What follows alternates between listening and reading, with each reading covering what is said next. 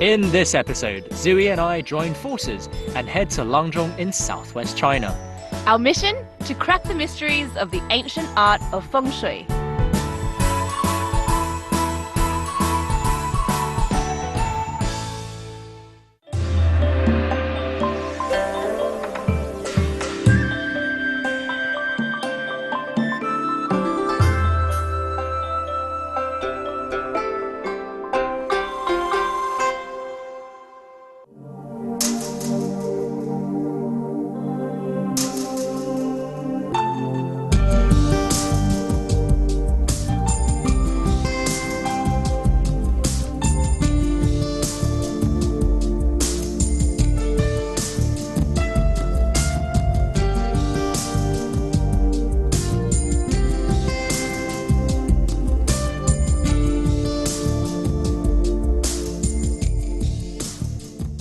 Hey guys, welcome to this very special episode of Travelogue. I'm Turan, but there's someone else here too. G'day guys, I'm Joy, and guess what? Where we are right now has apparently the best feng shui in the entire world. And it's over 2,300 years old, but it's still laid out in pretty much the same way. It's definitely stood the test of time, That's eh? right, but where are we? This is Langzhong! Langzhong! We're here in Sichuan province, where our journey begins amongst Langzhong's mountains. Appropriately, since mountains, along with water, are the most important geographical features in feng shui. The ancient Chinese likened mountains to dragons, and if you happened to live by the right kind of mountains, you had a good chance of soaring, just like a dragon, to greatness. Now, one thing feng shui can do is tell your fortune, using the bagua, the 8 trigrams. Interpreted properly, these lines become the building blocks of your fate.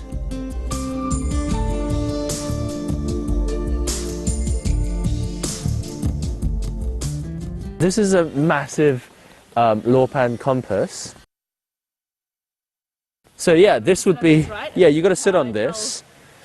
My face! And you got to spin it, and where it ends is your 8 trigrams, which we'll use to divine. If you can actually move the chair. So that way is south, that's north, west and east. So you're going that way. You follow this line. To reveal our destinies, we head up to Tiangongyuan Temple. It holds the tombs of Tang Dynasty astronomers Yuan Tiangang and Li Chunfeng, who together wrote a book of prophecies that made them the Nostradamuses of China. They chose this site as their final resting place, because for the ancients, where you're buried is more important than where you were born. A place with good feng shui will ensure a peaceful afterlife.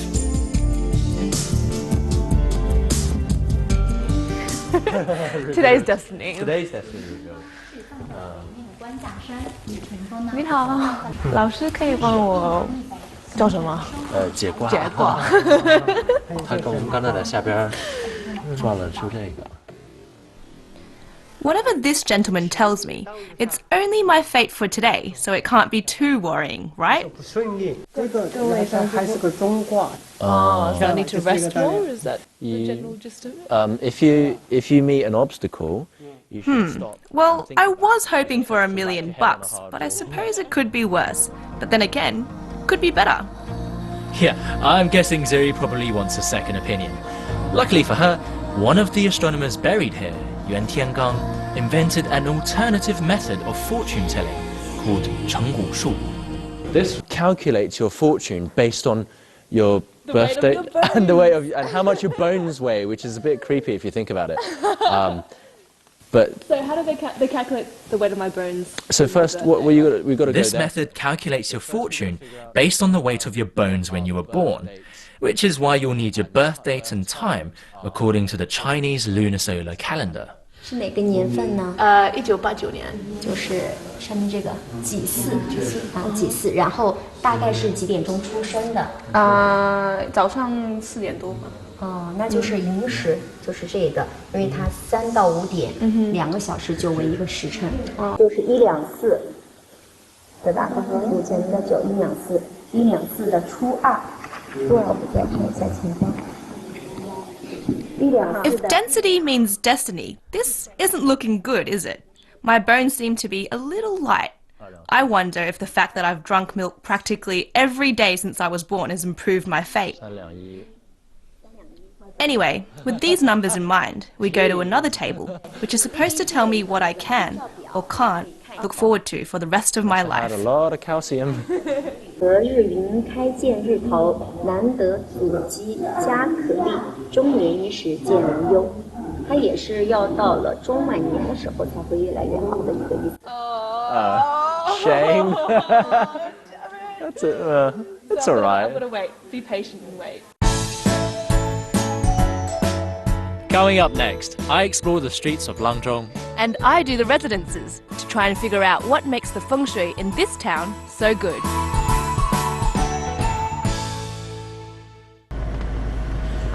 Feng Shui is about finding good real estate, and that's why Langzhong is so special. And since two heads are better than one, Zui and I are splitting up to explore different areas. The town's old quarter is laid out according to the principles of Feng Shui.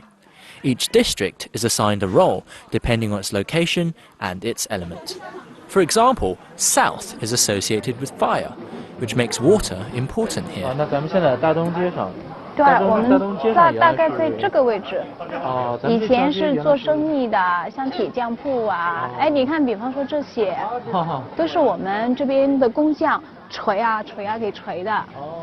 这个是同心锁，它就是一个新的形象，新型的形象。原来也做这些的吗？对，也做，包括这些门环、门扣，还有这些，您看这个铜钱，对，哎，铜钱。因为以前这一片是我们的一个商贸区，各类的商人都会集中在这一片儿。因为是离的江比较近。江比较近，从大方向它也是在这个城的东南方位。In Feng Shui, water means wealth, which is why Langzhong was originally established here. Protected from attack by a ring of encircling mountains, the wide course of the Jialing River allowed for easy trade and transport. The best way to understand this is to head to the top of Huaguang Tower at the southern end of town. 三大纵向街道都是一样宽的，都是非常宽的。因为华光楼它处的地理位置非常特殊，它刚好是正对着那个北方盘龙山，靠南边的话有一个就对面南京关那个垭口。它这个位置非常特殊。那它跟这个高度有什么关系？景色还是挺漂亮的。这个就是咱们的南边了吧？对，这是嘉陵江水。那这个地图按说就是反过来的。我们现在在这个华光楼。对。然后我们看到对面的垭口是南京关，就是那个也有一座高楼的位置。对。那是以前当中进入城区的话，都是走那个垭口，然后走浮桥，这样子再进城的。做生意的商人都是这么来的。华光楼的话呢，从这个风水的层面来讲，它分为2大板块，一个就是正对着南面的这个南京关关口，所以呢，它是遮挡这个垭口的气流，直冲城市。从这个性质上来讲的话呢，就是古代就形成了以华光楼为中心的一个商贸区，再加上出去就是江边码头，所以说它在这个地方的地位是很高的，也是我们目前古城当中唯一的一座从清朝一直保存到现在的，是最高的一座楼。So, according to Feng Shui, they had to build this really tall tower here to try and prevent all of the wealth from seeping out. But I think from a more modern approach, it makes sense because back then, this was the commercial district. I mean, every single merchant coming in and out of the town would have to congregate here. So there would be a lot of people, a lot of chaos as well. So they would have to have a high tower with a good view to try and keep peace, essentially. And plus, you really do have a pretty good view up here. While Tianran grapples with the town's general layout, I'm hunting for specifics. I promise I'm not just being distracted by street performers. I'm searching for signs of fengshui on a smaller scale. What's happening next to me is a mock wedding procession. And you guessed it, fengshui has things to say about romance, too.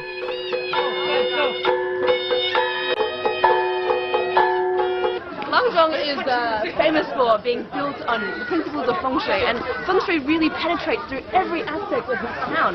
And you know, it's still an important part of life today. But even in aspects of marriage, for example, they have to find out the auspicious day of getting married. So maybe I should do the same one day. From what I've learned so far, I feel I need to do everything I can to upgrade my rather average fate and fortune. But for now, I'm enjoying my meander through Langzhong. The place is throbbing gently with everyday life. The ancient town is peppered with family compounds that you can wander into without worrying about committing trespass. This one with a very long corridor caught my eye. An architectural necessity or something to do with feng shui. So this is the Poole family compound, which was built around 400 years ago. And what's really unique about this place is that its entrance is actually the opposite of what feng shui principles state that it should be. So usually an entrance should be facing south, so it absorbs all the sunlight, which means good positive qi. But this one faces north because their neighbour has taken up the south wall. So what they've done to adjust for this is to build this entire walkway which makes you walk down the side of the house and spits you out in this yard, and therefore you end up walking into the house facing south. It's perfect. In fact, what I've stumbled into is a secluded guest house that's as authentically local as it gets. I take my time to breathe it all in. I figure it's a place that's fit for even feng shui fanatics to stay a night, or a few. Uncluttered clean space, fresh air, decorations like wood carvings that reveal a restrained sort of elegance. When it comes to basic feng shui for the home, it's all about attracting positive qi, or energy, nourishing it and channeling it freely through the entire house. This is often done by maximizing the natural light and nurturing natural greenery. I continue with my roaming around unaccompanied, finding myself peeping into the little shops that line Langzhong's languid lanes. Many of them are strewn with what to me looks like a hoarder's haphazard collection of gaudy knickknacks.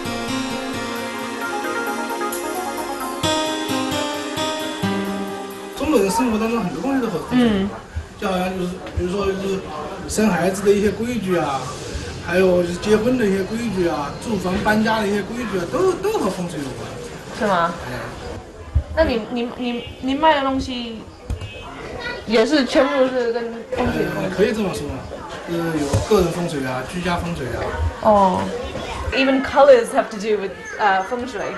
Because it's all about a balance between a person and the surroundings, so including jewellery, I suppose. Of course, it's not as straightforward as that, though. To truly understand feng shui, it can take a lifetime of study. And that's why people don't just visit shops for feng shui paraphernalia. They visit feng shui masters, something that I'll be doing later.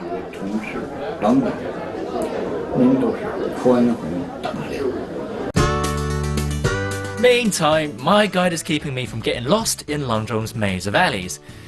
So, after finding my way to Zhongtian Tower at the crossroads of Langzhong's two main thoroughfares, I'm heading out again.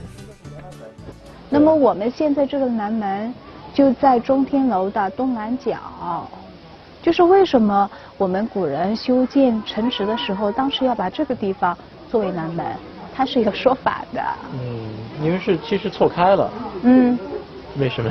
这个首先就是说，东南呢，因为它是一个财位，在中国文化当中，就觉得就是说门朝东南开的话呢，它可以财源广进。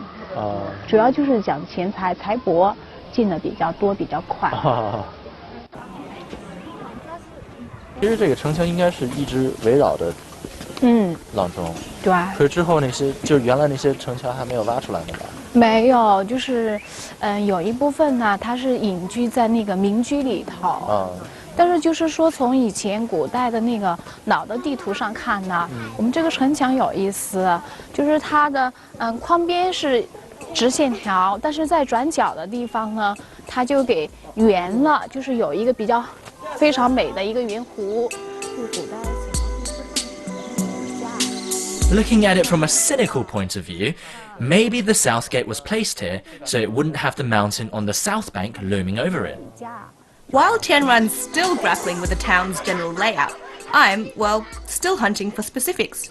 My exploration of Fengshui on a smaller scale keeps me straying off the main streets of Langzhong. So, we're entering the Hu family compound? Who, did you say? Well, this family is famous for being a family of medical practitioners. Now, behind me here, you might be wondering what this wall is doing. It seems a little bit random standing by itself. You know, does it play a functional purpose because of, privacy, or is it decorative? Probably both. But it also has a very important feng shui purpose. And by putting it in the middle of the courtyard, it blocks the bad spirits from coming in, the bad energy.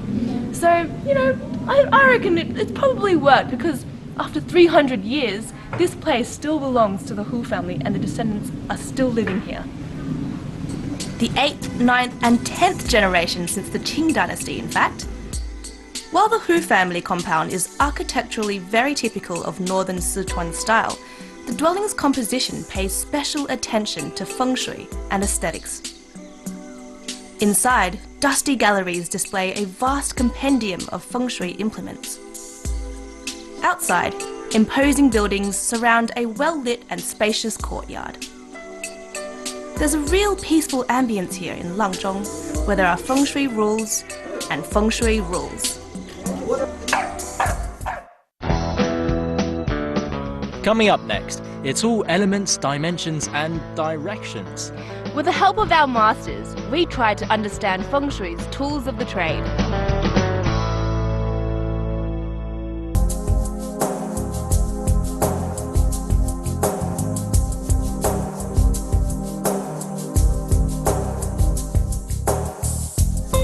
Walking through the streets of Langzhong, you realize that this ancient town is still alive. That behind the seemingly mute grey walls of its courtyards, life continues as always.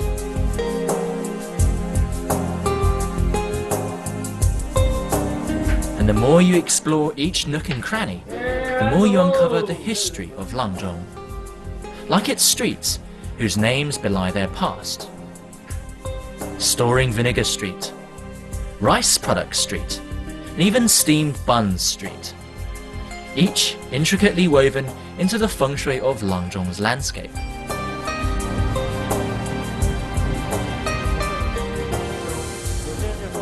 笔相街，它的笔相街是怎么能看出来的？笔相就是这个方向，它对着那个文笔塔。哎，你看，看到没有？那个白塔。对，它得对着那个文笔塔，所以它就叫做笔相。这个笔呢，就是在古代就是写毛笔字，下边那个毛，它是下头是粗的，然后到接上去就有一个尖，所以它是重点强调它的文笔很好，主要是这个意思。这条街就是对着它那个方位，其实从方位上来讲，它就是指的是那是东方，这是西方。明白。哎，我们现在就是从东往西走，就好找路。哎，对对对，大概就是这样子。From Bixiang Street, we head out onto West Street, best known for Zhangfei Temple. One of China's most iconic historical figures, Zhangfei was a powerful general during the Three Kingdoms period over 1700 years ago. He's also Langzhong's poster boy, having headquartered here for 7 years, and his name has since become synonymous with loyalty and bravery. Like all other military buildings, his temple is located on the west side of town.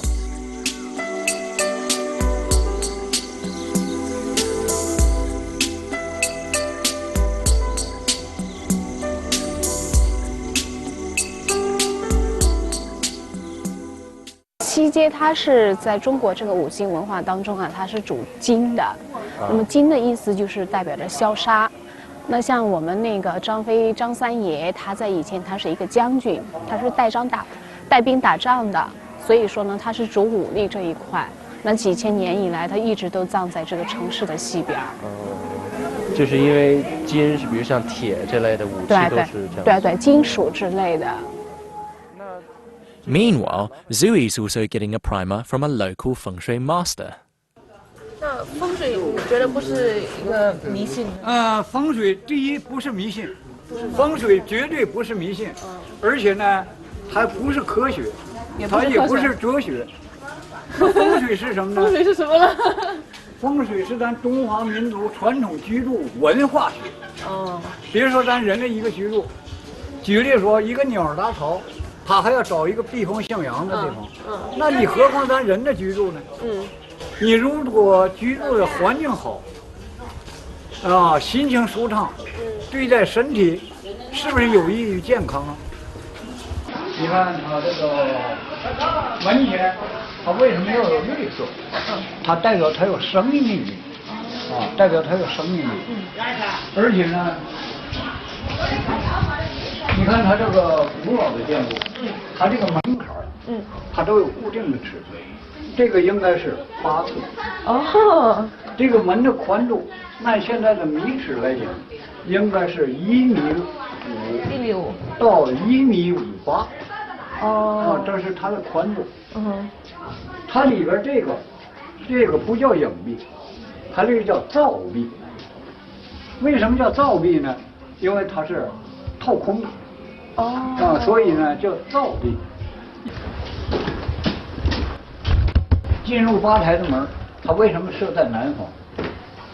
南方丙丁之火，木在东方，木能生火，火能生土，土能生金，金能化水，水为财啊！哇！所以呢，它这儿既有后门，前面还有前门。在这个位置，这个呢，这也是叫把。春嘛，这也是。对，它这地方也是个天井。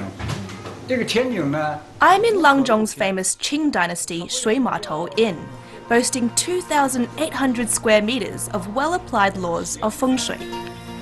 It once belonged to the leader of a notorious underworld gang.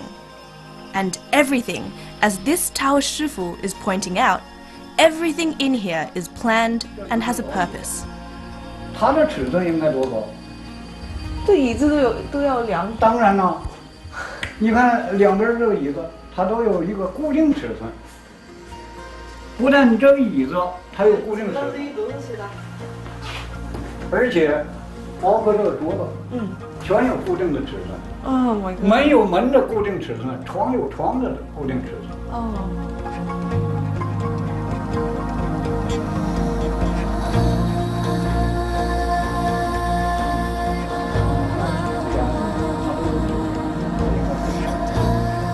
尤其是这个方位，说是你是个老总，你的办公桌应该面朝哪个方向？说是他是个经商者，他找店铺，这个店铺他应该开向哪方？他适合经营哪些？不适合经营哪些？客厅的布局，一进门不能有照片。在客厅不能有照片，尤其是对门，当门这个位置不能有照片。卧室不能有镜子，是吗？绝对不能有镜子。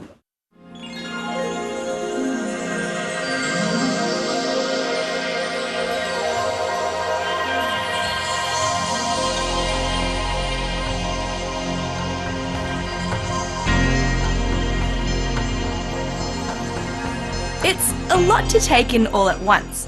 I've never really thought much about feng shui.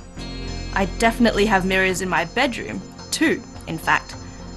And I've always put my desk where it gets the best light, not in relation to the television couch. Now I feel like when I go home, I should measure my chairs. From what Master Ren has said, There are basic feng shui guidelines for your living space, which lead all the way to incredibly complex and precise directives. But overall, feng shui is based on the logical idea that your habitat impacts your life. Being comfortable with your surroundings is one thing, but there are ways to bring luck, wealth, and opportunity into your home. So, if there's nothing else to lose, why not feng shui away?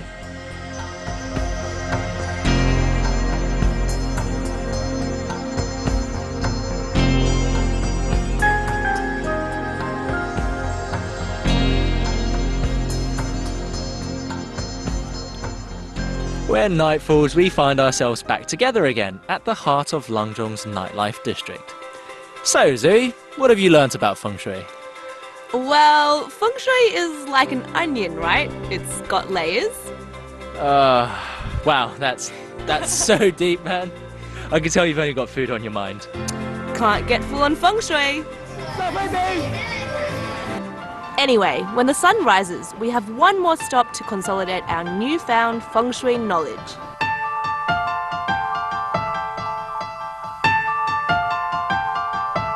Far from simple geomancy or fortune telling, feng shui is a rule book for life.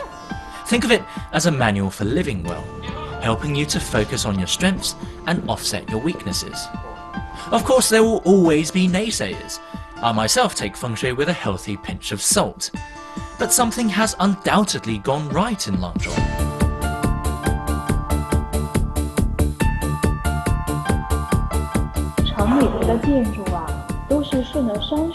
From the large-scale feng shui of its mountains and rivers, to its city layout, and right down to the personal lives of its residents, it's clear that feng shui permeates Langzhong at every level. Using feng shui, Langzhong has managed to balance its yin and yang and its 5 elements to create a positive living environment.